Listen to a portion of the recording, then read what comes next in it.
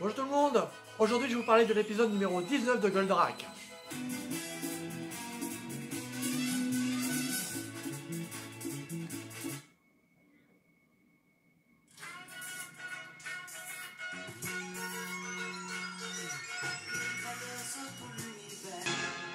Aujourd'hui, Goldorak, dans le village écrasé. Alors on découvre au début de l'épisode qu'il y a une grosse météorite qui arrive sur la base de Vega, dans la base de la Lune Noire, et qui peut détruire la Lune Noire. Alors, qu'est-ce qui se passe? Qu'est-ce que c'est que ce bruit? C'est une météorite. Minos est en panique, elle fait évacuer la base de peur d'être explosée, et puis là Minas le rappelle, il dit mais pourquoi tu n'utilises pas les missiles pour détruire les météorites?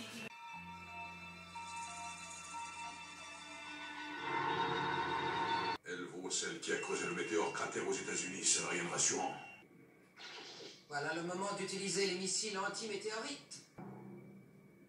Nous contrôlerons cette gigantesque météorite et nous la téléguiderons vers la planète bleue. Elle est dirigée contre la Terre.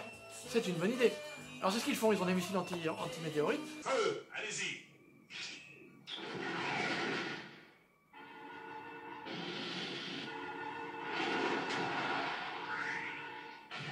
Gravitationner les débris sur la planète Terre. Donc ils tirent leurs missiles, font exploser la météorite en plusieurs gros morceaux, et ça se dirige vers la Terre. À ce moment-là, ils envoient le Golgoth, l'Anterac numéro 19. Sur les animés, c'est marqué Golgoth 19. Anterac, Golgoth, on ne sait pas.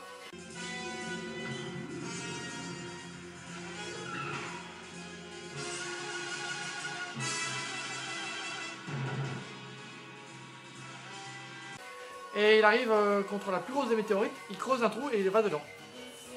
Pendant ce temps-là, sur la Terre, eh bien, c'est le printemps, les fleurs bourgeonnent, les bourgeons fleurissent plutôt. Regardez les jolies fleurs. Nous allons bientôt voir arriver le printemps. Et puis, donc, Vénusia s'extasie sur devant une fleur. Oh, la fleur, c'est magnifique, c'est le printemps, c'est génial. Et au loin, on voit les enfants qui jouent au foot. Puis un petit garçon qui est tout seul. Et puis on apprend qu'en fait, ce petit garçon tout seul arrive d'un village qui était derrière une montagne. Malheureusement, et l'orphelin, ses parents sont morts. Et donc il est très triste et ne va pas jouer au foot avec les autres. C'est un neveu des Capricornes. Ils l'ont recueilli parce qu'il vient de perdre son père et sa mère. Mais... Tout à coup, Actarus est appelé par le centre. Un gros danger les menace. Oui, père. Reviens au centre de toute urgence. La situation est alarmante. Il va au centre et là, le professeur Procyon lui apprend que des météorites se dirigent vers la Terre et qu'il faut absolument les détruire parce que sinon elles risquent de tomber n'importe où sur Terre et détruire des villages ou des villes entières. Je n'en ai jamais vu de cette taille. À cette vitesse, elles vont entrer dans l'atmosphère comme dans du beurre. Et si jamais elles s'écrasent sur une région à forte population, ce sera la catastrophe. Elles sont capables de détruire une ville entière et tous les gens qui l'habitent.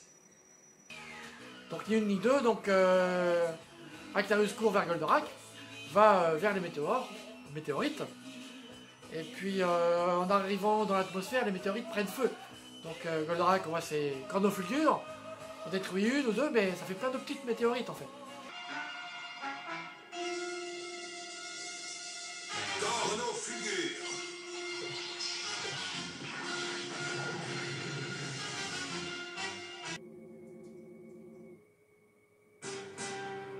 Goldorak, tu t'interposes en vain. Tu n'as aucune chance de les détruire. Ce sont elles qui vont tous nous réduire en poussière. Oui, père. Goldorak, point pelleteuse.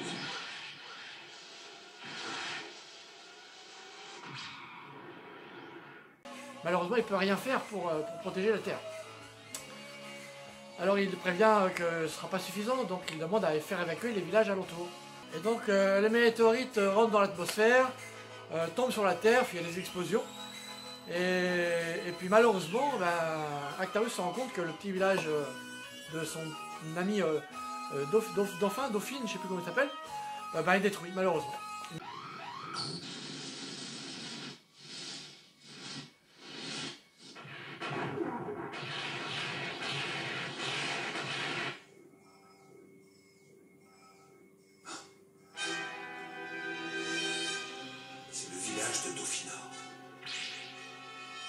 peut rien faire.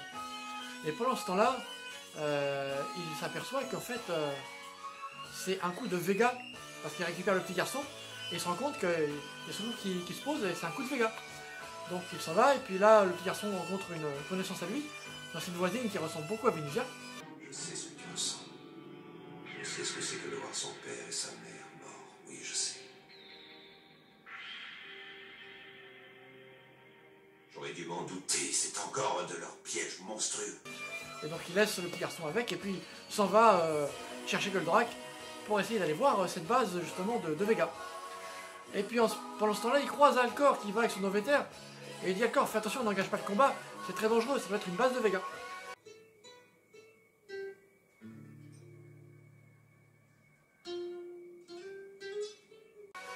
Et puis Hydargos, on prévient Hydargos que l'Oveter d'Alcor arrive, donc Hydargos dit juste, zut, il ne faut pas qu'il trouve la base, sinon tout mon plan est compromis. Vite, envoyez les navettes, détruisez-le. Je dois changer mon fusil d'épaule et attaquer. Envoyez toutes les navettes, et vite. Décollage immédiat. Décollage immédiat. Les terres arrivent sur nous. Qu'est-ce qu'il leur prend? Donc il envoie les navettes, et les navettes, pris de panique, se rendent dedans, explosent, enfin c'est assez magique. Et puis là, il y a le Golgoth 19 qui sort. Et puis Actarus se dit, ah tiens, c'est bizarre, j'ai jamais vu. Allez, je vais l'attaquer. Ouais, il y a une idée avec son petit Toveter qui envoie des petits missiles, des petits suppositoires, c'est pas terrible.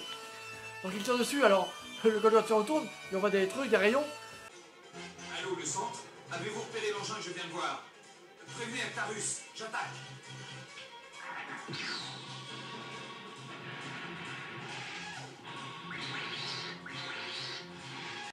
Et puis il le rate. Et puis on repart, enfin bref, voilà, c'est la bagarre. Et puis le Golgoth réussit à toucher Alcor. Et Alcorax atterrit, pas tombe, hein, mais il atterrit par terre, il ne peut plus rien faire. À ce moment-là, Goldorak arrive, engage le combat.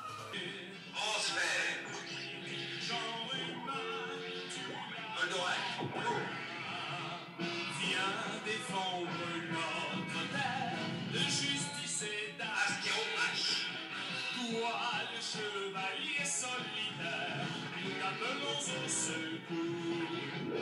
Nous voulons...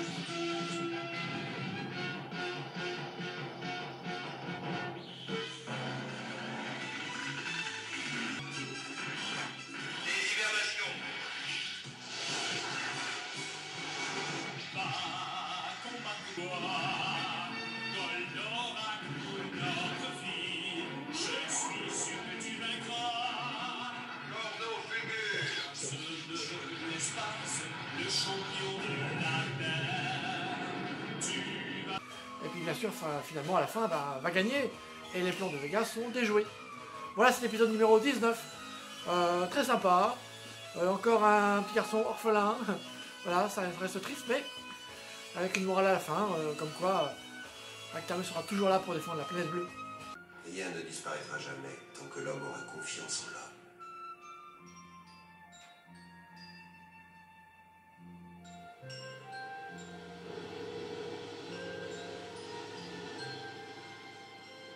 Monstre de Vega, vous me trouverez constamment sur votre chemin.